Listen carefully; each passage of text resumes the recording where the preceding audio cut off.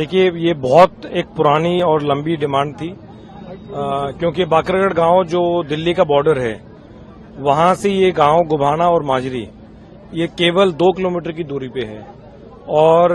कुछ समय पहले जब हमने बाढ़सा के लिए बस भी चलाई थी, बाढ़सा एम्स के लिए, तब भी ये डिमांड आई थी। और कुछ समय पहले जब उपनिया गांव में मेरा जाना हुआ था, वहां जनसभा थी, तो वहां के काफी लोगों ने, काफी जो वहां के स्थानीय लोग थे और जो गुभाना गांव के भी जो लोग थे, बुजुर्ग थे, महिलाएं थी, उनका कहना था कि यहाँ पर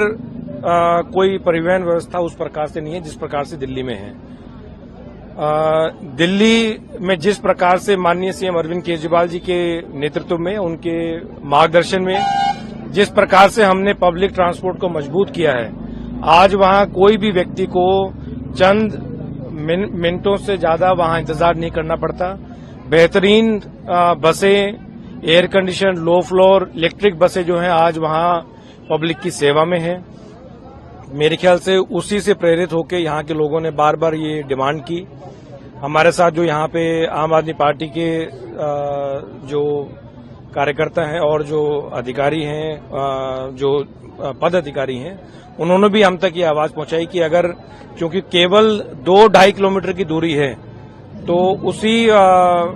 पब्लिक इंटरेस्ट को देखते हुए और लोगों की आवाज को देखते हुए, जो लोगों की डिमांड थी उसको देखते हुए,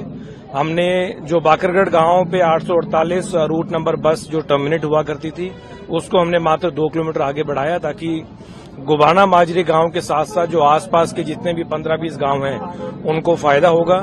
गुभाना माजरी व आसपास के जितने भी गांव हैं जो झज्जर जिला में आते हैं, मेरी तरफ से, दिल्ली सरकार की तरफ से, माननीय सीएम अरविंद केजरीवाल जी की तरफ से उनको बहुत बहुत बधाई कि उनको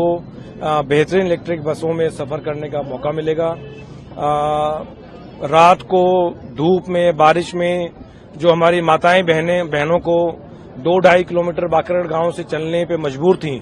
वो अब बिल्कुल आराम से, और स्पेशली महिलाएं, माताएं, बहनें जो हैं, वो बिना किसी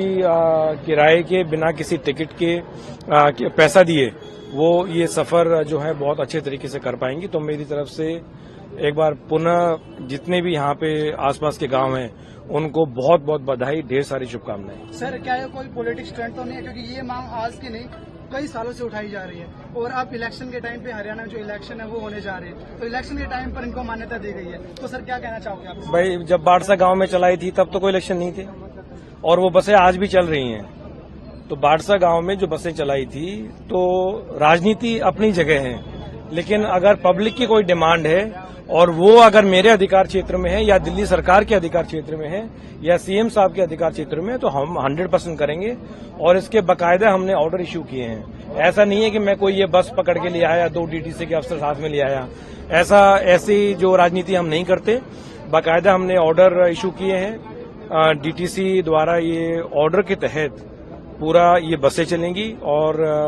मेरी एक बार फिर दोबारा बहुत बहुत शुभकामनाएं। राजनीति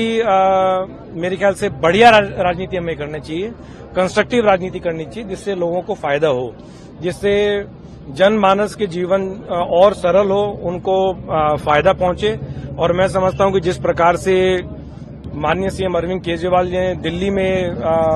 एक आम आदमी के जीवन को बढ़िया बनाया है, चाहे वो शिक्षा है, स्वास्थ्य है, ट्रांसपोर्ट है, पब्लिक ट्रांसपोर्ट है, उसी प्रकार से यहाँ के गांवों को भी सुविधा मिलेगी। बहुत बहुत धन्यवाद।